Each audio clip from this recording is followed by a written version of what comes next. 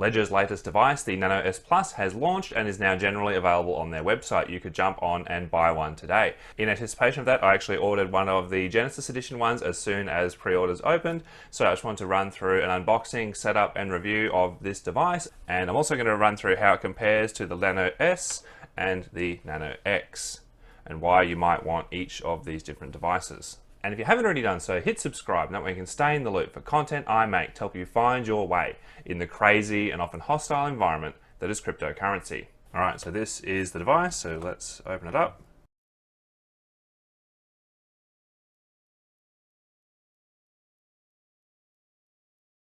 Okay, so we've got the box.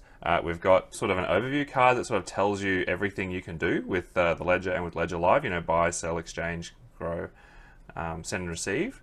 Just not even assuming you know what this device is for. It's got the getting started guide, which is enormous and in a bunch of different languages. Not that it gives you a great amount of detail, but anyway. Okay, we've got a regulatory statement, which is all the sort of legal blurb that you've come to expect with devices like this. Comes with 3 recovery sheets for your 24-word seed, and these are a new smaller format. They're different to the style that used to come with them, which was just a single sheet which had all the words on one side. So this is more of a little booklet which at least keeps the seed words inside, and again gives you very important instructions here to make sure that you take a good copy of it, keep it safe, and don't share it with anyone. Your seed is everything.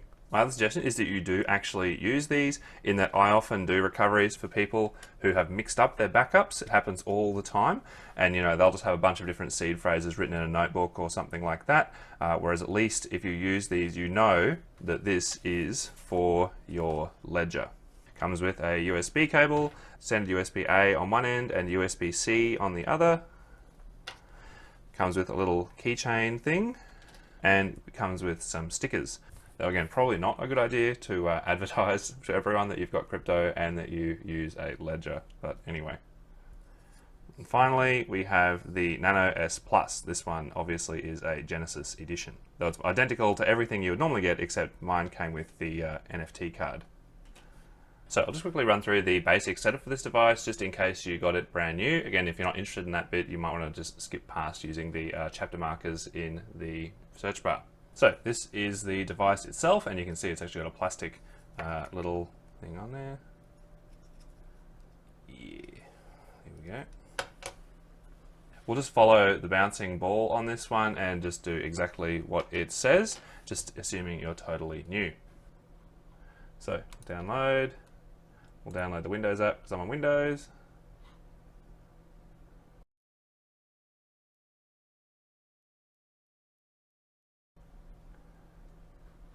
Okay, open. There we go. Yes. Okay. So we're not going to need our browser anymore. So we can install Ledger Live. All the defaults should be fine. And yep, let's run Ledger Live.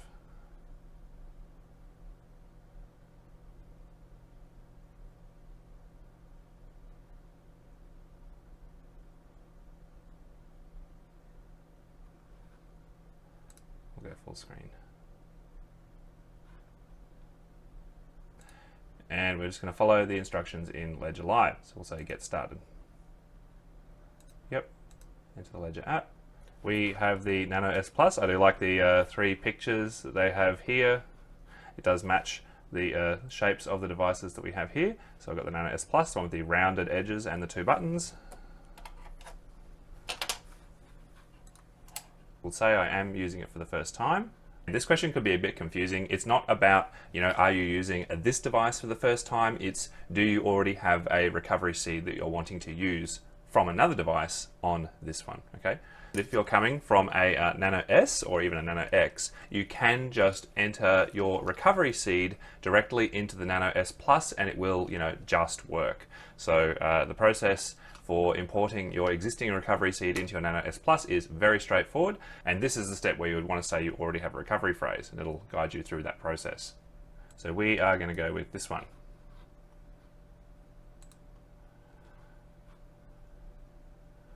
Oh, this is nice. So it runs us through the basics about your Nano. It's stored, your private seed is stored within your Nano. You must be the only one in control of your money. Stay offline. Validate transactions. Let's set up the Nano. Plan ahead, take up your time, grab a pen to write with. I've said this on a few occasions. I think a pencil is actually better if you've got one because it won't fade or run if it gets wet. Stay alone and choose a safe and quiet environment. Again, not one with a security camera looking over your shoulder. So we'll say, I'm ready. Please be careful. Follow the instructions at every step. All right, turn on the Nano. So there's our Nano, here's our USB cable, and let's just plug it in.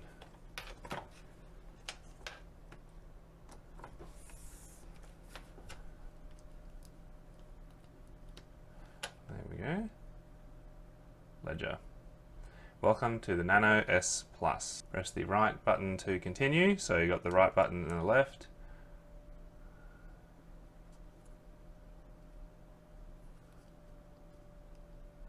Okay. Download Ledger Live. We've already done that, but it tells you here just in case you haven't. Navigate the buttons. Press both buttons to select. Hold both buttons anytime to go to settings. Now, this is a really important place to say, if you turn on the device at this point and it starts asking you for a PIN, and maybe your device came with a pre-completed recovery phrase and a PIN with it, you need to stop straight away. You're about to get scammed, all right? You will set your own PIN and you will create your own seed as part of this process. We'll press the right button and the left button. So let's press the right button to continue. The buttons are less clicky than on a Nano S. So download Ledger Live, we've already done that, but just in case we hadn't, it reminds us again. Use buttons to navigate the menus and lists. Press both buttons to select. Hold both buttons anytime to access settings and more. Start Ledger Live for help during setup. There we go. So we want to set up as a new device. This information is actually all really good stuff, especially if you're new. Choose a 4 to 8 digit PIN. In this instance, I'm just going to use 1, 2, 3, 4 because this is a demo device. The tip I would give at this point is if you forget your PIN, it's not the end of the world. You will be able to reinitialize your device with your recovery seed. Probably a good idea also not to like reuse a PIN from, you know, credit cards or other sorts of things. So we'll confirm that. Write down your recovery phrase. Here we go. So your device will generate 24 words. They are your recovery phrase. It's your only backup to restore the accounts if needed. Write down on your recovery sheet in the correct order. The other thing I often see people messing up at this point is, again, you need all 24 words. They all need to be in the correct order. And it's important that you understand, if I were to unplug this device right now and to restart this process, or if I were to wipe and reset it, I would get a different 24-word seed, okay? So your 24-word seed is not tied to this device in any way. It can generate an unlimited number of 24-word seeds. So it's very important that you write it down. You will never be shown these words ever again. Ledger do not have a copy of this. Okay. Reach out to Ledger if it did not come blank. Write down your 24 words. So let's do it. So the other thing I will say is, despite the fact these are all given to you in lowercase, it is not case sensitive. So I'm just going to write them all in uppercase just because it's neater.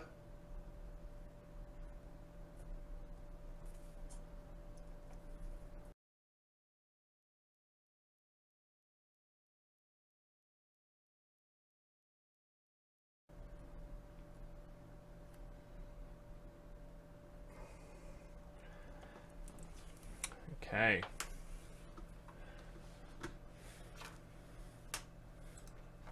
We've got our words.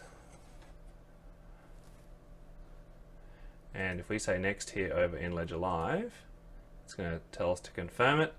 And it's basically going to give us the same instructions that we're getting up here.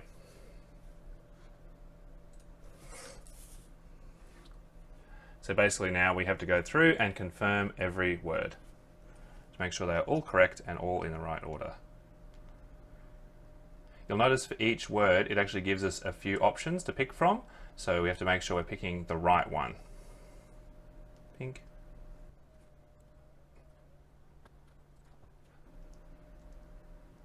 There we go. Your recovery phrase is set. Keep it in a secure place.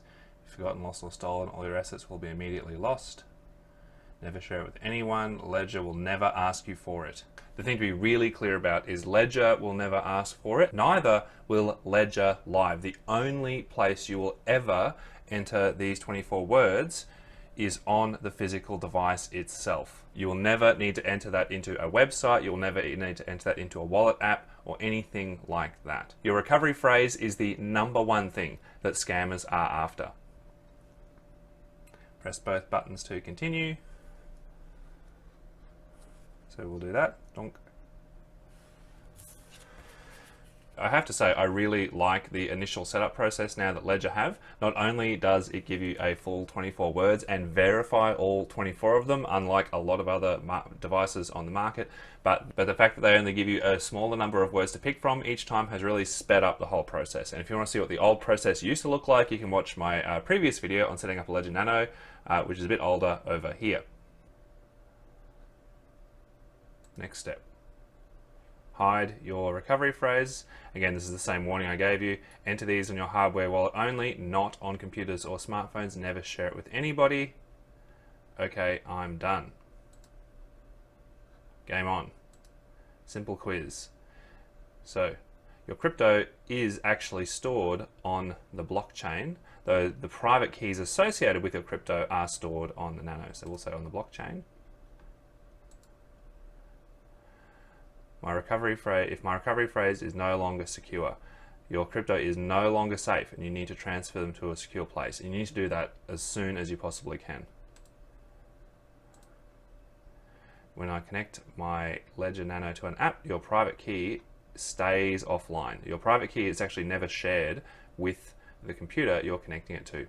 This is actually really important, and essentially the assumption with a device like a Ledger is that your PC, your internet connection, and the wallet software are all compromised. I actually have a video that runs through what it looks like to use a Ledger Nano with compromised wallet software, and you can find that one here.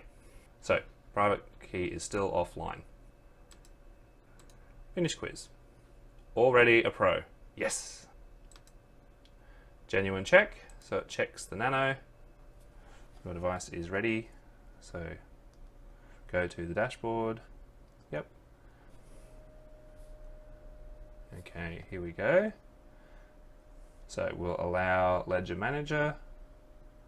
Yep. All good. I love it.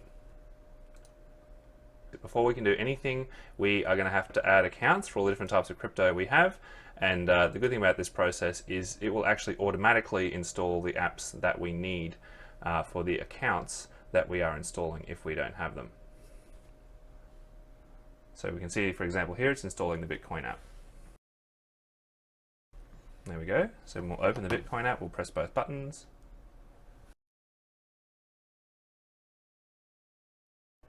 Okay, and we'll just add the first Bitcoin account. We'll just stick with native SegWit. That's probably your best bet at this point in time, though if you have any issues at all with exchanges or other platforms not recognizing the address that you're giving it, SegWit is probably the one that you want to use.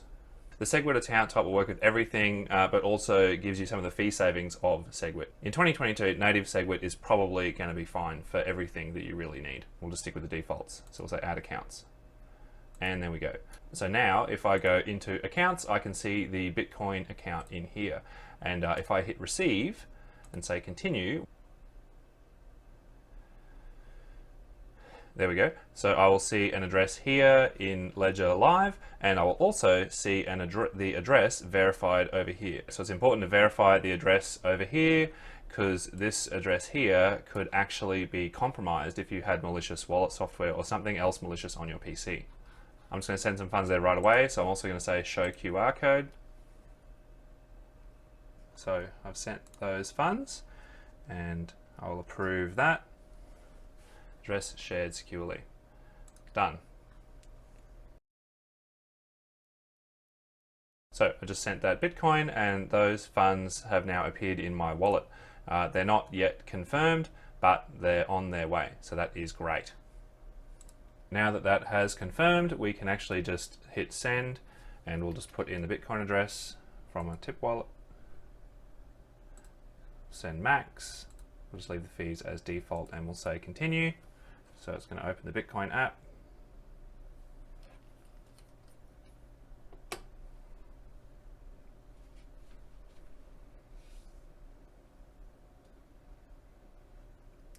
And we can review everything about the transaction, make sure everything is right.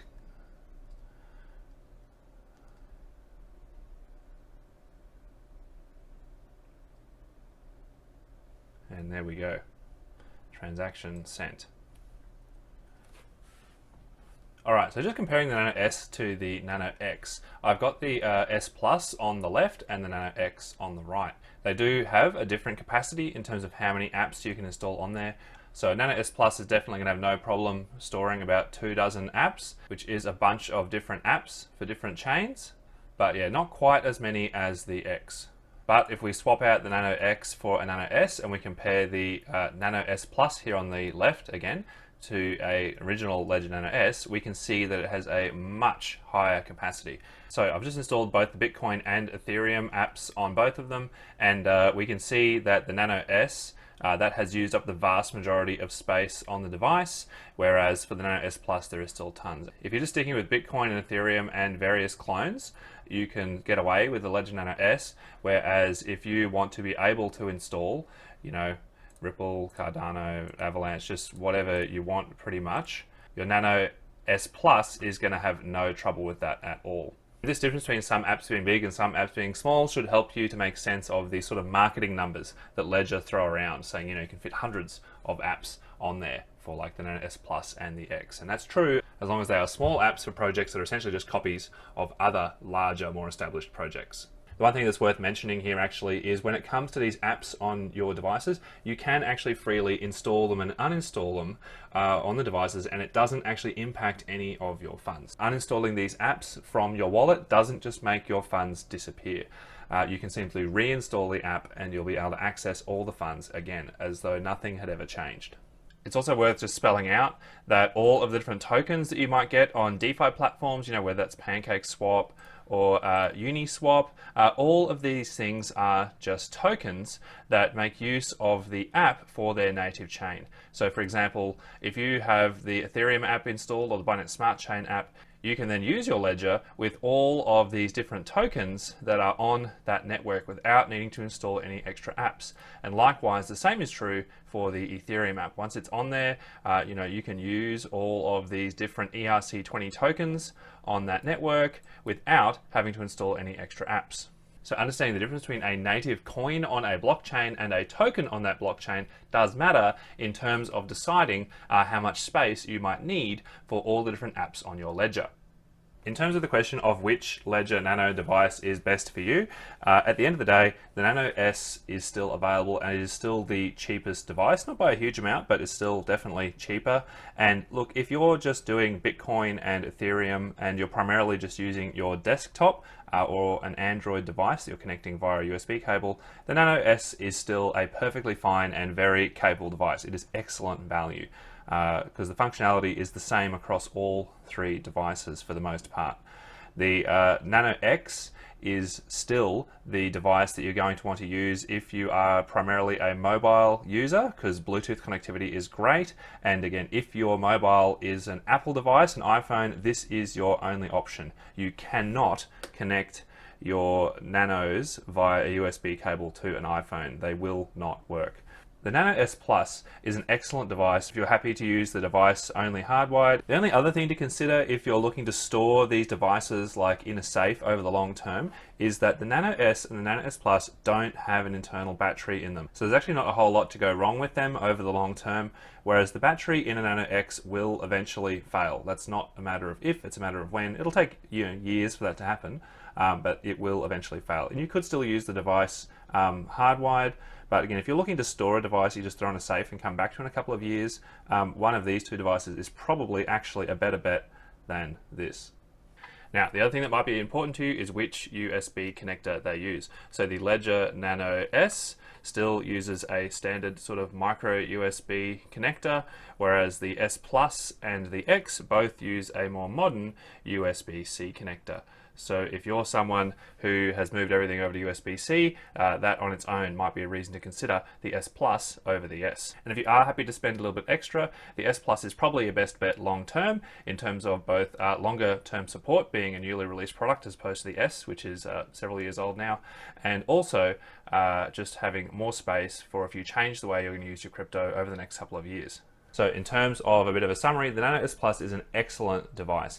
The original Nano S is still fantastic, especially if you're only interested in Bitcoin and Ethereum, but a lot of folk coming into the space are really keen to do all sorts of things with lots of different altcoins, and very quickly will get frustrated by the small amount of storage on the Nano S. And the question of whether you want to pay the extra for a Nano X really would come down to whether you want to use the device primarily for your mobile. Just like all Ledger Nano devices, they are fantastic for people who are just new to the space and people who are new to hardware wallets. You know, they step you through the process, the documentation is excellent, and they explain some best practices along the way.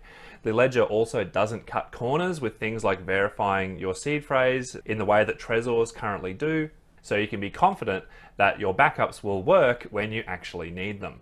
I also added it onto my hardware wallet comparisons on my website, and you can head over there and see a quick breakdown of how it compares to other devices. You know, unsurprisingly, it stores just in between the Nano X and the Nano S, and that is reflected in the different price of the devices. And if you want a more detailed feature comparison, you can just click through to the spreadsheet and you can view a detailed comparison and breakdown of all of the different features of all of the devices that are included there.